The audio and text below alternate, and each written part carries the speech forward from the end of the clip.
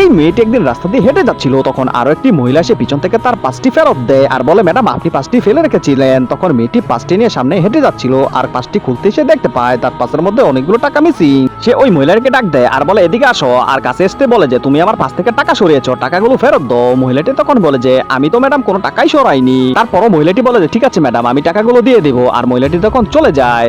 এরপর মেয়েটি বাসায় চলে আসে আর তার স্বামীকে বলতে থাকে, তোমার কাজের মহিলাটি আমার পাশ থেকে টাকা সরিয়েছে, এখনই তুমি তার বিচার করবে। আর তার স্বামী তখন বলতে থাকে, কি বলছো এইসব, এখনই আমি তার বিচার করবো, দাঁড়াও তুমি। এটি স্বামী তখন সাথে সাথে উঠে যায় আর ওই কাজের মহিলাটির বাসায় চলে যায় আর গিয়ে দেখতে পায় ওই কাজের মহিলাটি তার স্বামীকে চিকিৎসা করছে।